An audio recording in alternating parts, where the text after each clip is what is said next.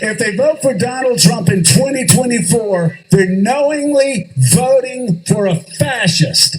They're voting for a racist. Many Americans are pointing to the media as being responsible for the death of Charlie Kirk. And we talked about this a few videos back, where some say that Democrats put out these calls for violence. These are the same people that say right-wingers are causing this chaos. Take a listen for yourself and you decide if this is the kind of talk that could possibly fuel a crazy person.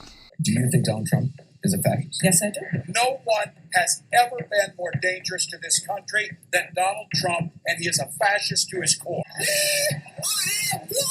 We're at war right now. We are at war. So you have to be willing to do whatever is necessary in order to save the country.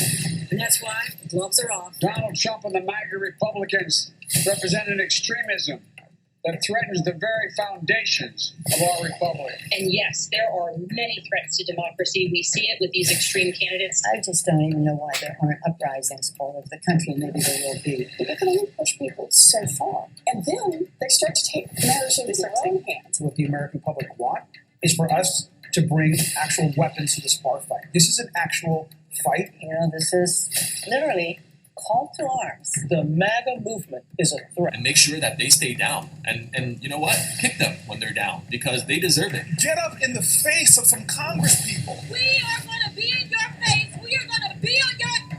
We have to fight this in the streets. We're going to fight it in the streets. It's time to step out of your comfort zone and step out into the streets. To our Republican colleagues, if you do not see the light, we will bring the fight. Resist!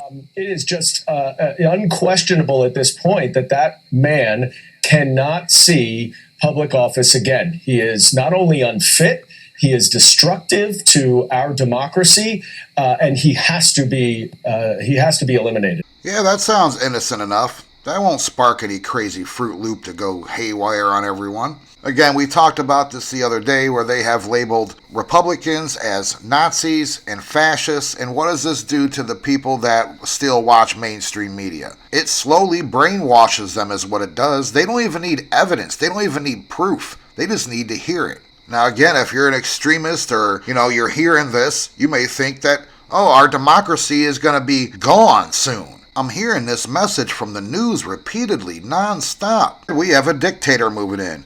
Vowed to be a dictator who wants revenge on his enemies. I remember in Trump's first term, they said that he wasn't going to leave office. Well, how do you think Joe Biden took office? No, because Trump left. They also said black people were going to be deported. That hasn't happened. It isn't going to happen. They said women were going to lose their rights to vote on day one if Trump was reelected. Guess what? Still haven't lost any rights. It's just propaganda. The mainstream media is nothing more than a big propaganda machine. And the people that took the COVID shot believe it. And people that have been following it for years faithfully still trust them. Me, I saw them switch years ago. Right when Trump started to run for office, we saw a big bias switch.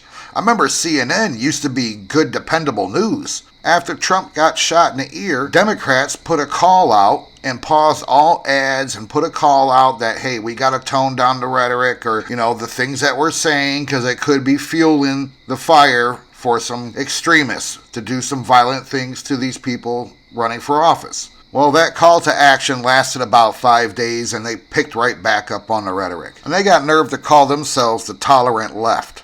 Joe Biden, and I approve this message. Of course I hate these people. Donald Trump disrespecting black folk is nothing new. He was sued for refusing to rent his apartments to black families and called for the execution of 5 innocent black and brown teenagers. And it's more than anger, it's hatred. It's why Trump stood with violent white supremacists, warned of a bloodbath if he loses the next election, and if he's president again.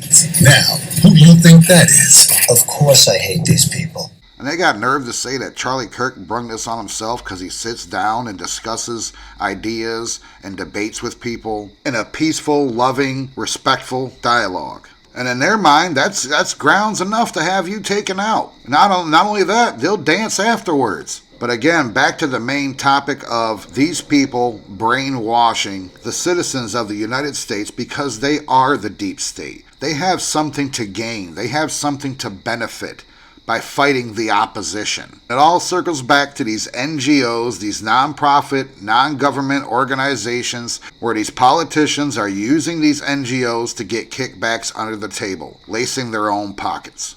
How else do you think that they make $200,000 a year and they're worth $20 million in just 2 years' time?